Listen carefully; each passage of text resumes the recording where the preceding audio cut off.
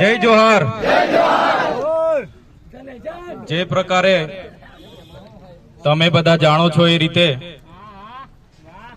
તમારા બધાના મતથી, તમારી બધાની મહેનતથી, આશીર્વાદથી, પ્રેમથી હું ધારાસભ્ય તરીકે ચૂંટાયો અને સરકારના પ્રતિનિધિ તરીકે આપણા તાલુકાઓમાં જે પણ યોજનાઓ આવે, ગુજરાત પેટર્ન આવે, વિવેકાધીનની યોજના આવે, મનરેગા આવે, આવાસની આવે, વિકાસશીલની આવે, FRAની આવે, તમામ યોજનાઓની જેમ એક એટીવીટી યોજના આવે છે, એમાં ડેડિયાપાડા અને સાગબારા તાલુકાની દર વર્ષે એમાં ગ્રાન્ટ આવે અને ગ્રાન્ટમાં ચૂંટાયેલા સરકારના પ્રતિનિધિ તરીકે ધારાસભ્ય અને તાલુકાનો પ્રમુખ એમાં બેહે। આ વર્ષે જ્યારે મારા પર પ્રાંત સાહેબનો લેટર આવ્યો, એમણે કીધું 5 તારીખે 12 વાગે તમારે મીટિંગમાં હાજરી આપવાની છે। આ પ્રકારનું આપણે એટીવીટીનું દર વર્ષની જેમ આયોજન કરવાનું છે। તો સરકારના પ્રતિનિધિ તરીકે અને તમારા લોક પ્રતિનિધિ તરીકે હું ત્યાં એમના સમયે એમના લેટરે હાજર થયો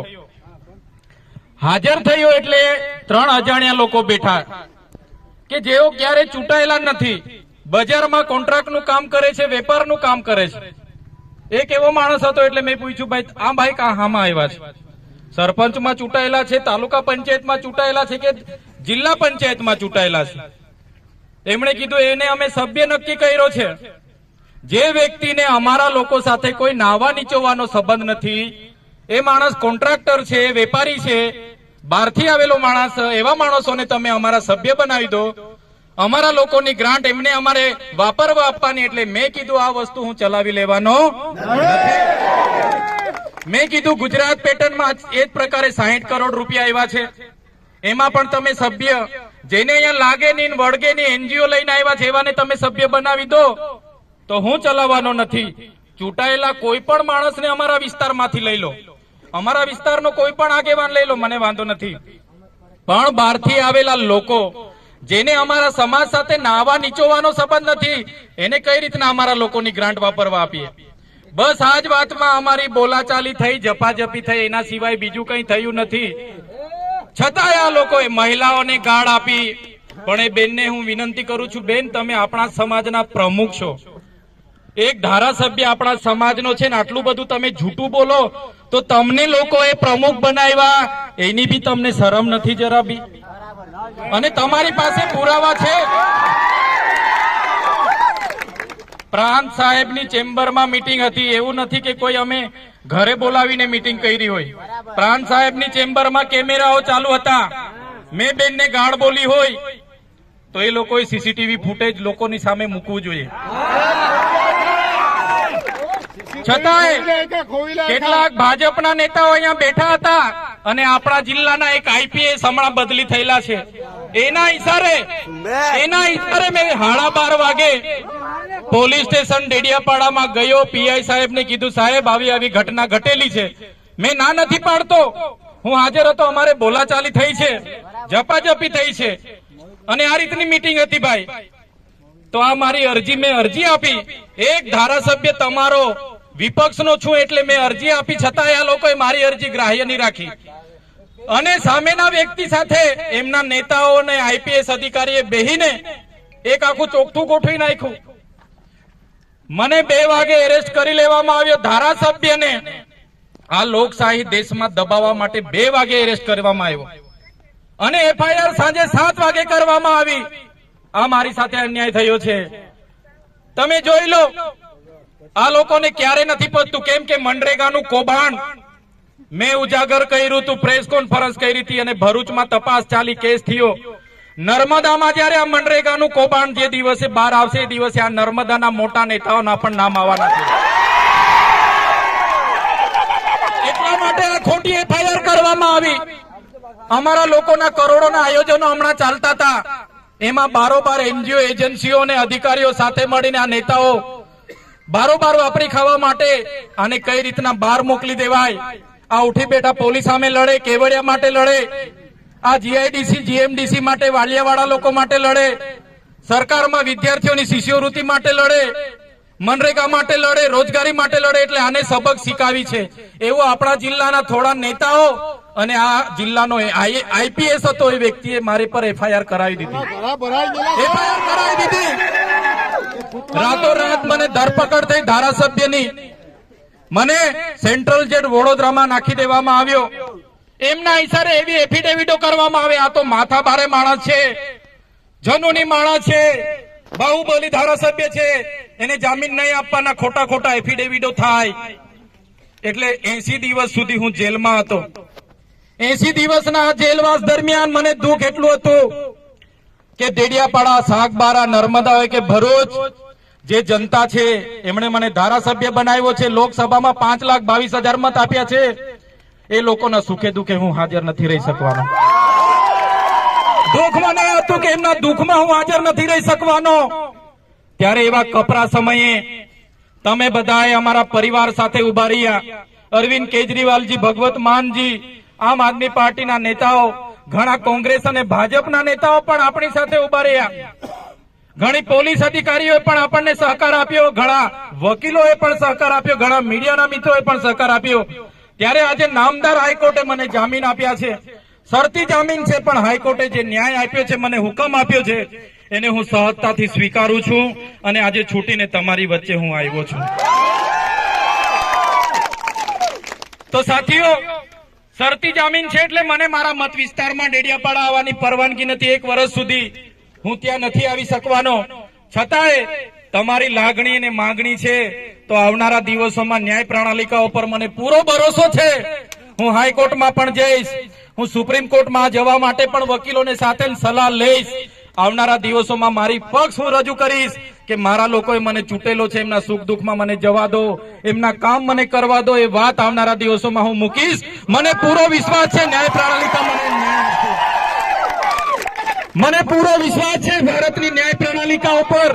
મને પૂરો વિશ્વાસ છે દેશના બંધારણ પર કે મારી સાથે ન્યાય થશે.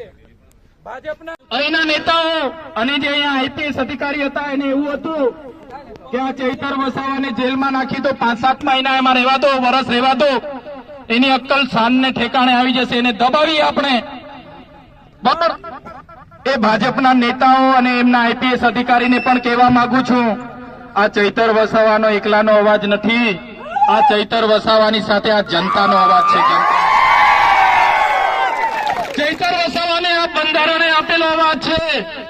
એ તમારા જેવા નેતાઓ અને તમારા જેવા અધિકારીઓથી દબાવવાનો નથી, વધુ તાકાતથી અમે લડવાના છે. સાથીઓ, તમે જે મારા પર ભરોસો મૂકીને જે પ્રકારે વિધાનસભામાં 1 લાખથી પણ વધારે મત આપ્યા, 4 પાર્ટીઓ લડતી હતી, 43,000ની લીડ હતી મારી. એક પણ બાટલી કે એક પણ બિયર આપ્યા વગર તમે મને 1 રૂપિયા વગર મત આપ્યા છે. લોકસભા લડતો તો કેજરીવાલજી ને દેશના બધા નેતાઓ જેલમાં હતા. ઈડી આપણી પાછળ હતું, સીબીઆઈ આપણી પાછળ હતું, પૈસા નહોતા. લોકસભામાં 5,22,000 મતો તમે મને આપ્યા છે. લોકસભામાં મારા મત વિસ્તારની વાત કરું, ભાજપને માત્ર 58,000 મત મળ્યા હતા અને તમે લોકોએ મને 1,18,000 મત આપ્યા છે. 60,000ની તો માત્ર લીડ હતી. ત્યારે હું તમને વિશ્વાસ આપું છું, ગમે તેટલી જેલો કરીને મને લઈ જવા માટેની તજવીજ આ લોકો કરશે, પણ આ તમારો ભરોસો અને વિશ્વાસ ક્યારે તૂટશે નહીં. ચૈતર વસાવા તમારી સાથે છે. તમારી લાગણી, તમારો ભરોસો કાયમ રાખવા માટે હું પ્રકૃતિને પ્રાર્થના કરું છું, માતાજીને, ભગવાનને, ઈષ્ટદેવને પ્રાર્થના કરું છું, મને એટલી શક્તિ આપજો કે અમારા લોકો સાથે જ્યાં પણ અન્યાય થશે ત્યાં હું જઈને એમને ન્યાય આપવાનું કામ કરીશ. એટલી મને શક્તિ આપજો. સાથીઓ, 80 દિવસ જેલમાં હતો. જેલની પરિસ્થિતિ તો તમને કહેવાય એવી નથી, એટલે હું વધારે ભાષણ નહીં કરું. નામદાર ગુજરાત હાઈકોર્ટનો હું આભાર જરૂર માનીશ. એમણે જે મને હુકમ કર્યો છે એને અમે સહજતાથી સ્વીકારીએ છીએ. અને જે પણ લોકોએ અમારી સામે આજે ષડયંત્ર કર્યું છે, મને પૂરો ભરોસો છે કે આજેથી તમે મન બનાવી લેજો. એ લોકોને જવાબ આવનારી તાલુકા જિલ્લામાં આપણે આપવાની છે. તૈયાર છો? મન બનાવી લેવાનું છે આપણે. એક ધારાસભ્ય તમે ચૂંટીને મોકલો છો, એને બોલવા નહીં દેવાનો, એને જેલમાં નાખી દેવાનો, ગમે ત્યારે પૂરી દેવાનો, આવેદનપત્ર આપવા નહીં દેવાનું, ઘરેથી નીકળવા નહીં દેવાનું. એટલે આ નાના માણસની હું હાલત થાય. એટલે મિત્રો, આવનારા દિવસોમાં તમારે પણ જિલ્લા અને તાલુકા પંચાયત લડવાની છે, જીતવાની છે, અને પ્રમુખ તમારે પણ બનવાનું છે. આજના માધ્યમથી હું પૂરા અંબાજીથી ઉમરગામના લોકોને પણ આહવાન કરવા માંગુ છું. જે પણ યુવાનો, વડીલો સારા કામ કરવા માટે તત્પર છે, એ લોકો આવો, અમારી સાથે જોડાઓ, આવો, લડો. 9,000 સીટો આપણી તાલુકા ને જિલ્લા ને નગરપાલિકાની, મહાનગરપાલિકાની છે. 9,000 સીટો પર તમે આવો અમારી સાથે, આપણે બધા સાથે મળીને લડવું છે. આ વખતે જો સાથે મળીને તાલુકા જિલ્લાઓ કબજે કરીશું, 2027માં પરિવર્તન આવશે, આવશે, આવશે. 30 વર્ષના શાસન દરમિયાન આ લોકોનું હાલ વધી ગયું છે. યંત્ર, મંત્ર, તંત્રનો ઉપયોગ કરીને અમને હેરાન કરે છે. પણ તમે ચિંતા જરાય નહીં કરતા. તમારા ચૈતર વસાવા ભલે ડેડિયાપાડામાં નહીં આવશે, અહીંયા જ મેં બેઠો છું. રાતે પણ કામ પડશે તો રાતે પણ મને યાદ કરજો. મારો નંબર છે ને બધા પર. આવનારા દિવસોમાં તમે જોઈ લેજો, જે પણ મનરેગામાં કૌભાંડો કરીને બેઠા છે, જે પણ આવાસના હપ્તાઓ લઈને બેઠા છે, જેમણે પણ નકલી કચેરીઓમાં કૌભાંડો કર્યા છે, જે પણ આપણા ગ્રાન્ટના પૈસા એમના રીતે વાપરીને ખાધા છે, બધા લોકો પર આવનારા દિવસોમાં જવાબ લઈશું. એ દિવસો આવનારા દિવસોમાં દૂર નથી.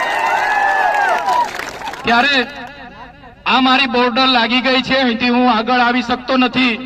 નામદાર ગુજરાત હાઈકોર્ટનો હુકમ છે, એનો હું આદર કરું છું, સન્માન કરું છું. ત્યારે તમારી બધાની હું માફી ચાહું છું કે અહીંયા જ છું મેં. તમે બધા જે પણ વડીલો, માતા બહેનો, જે પણ યુવાનો પોતપોતાના ગામડેથી આવ્યા છો, બધા જ લોકો શાંતિથી ધીરે ધીરે પોતપોતાના ઘરે પહોંચી જજો, સહી સલામત પહોંચી જજો. તમે પહોંચો ત્યાં સુધીની અમને ચિંતા રહેશે.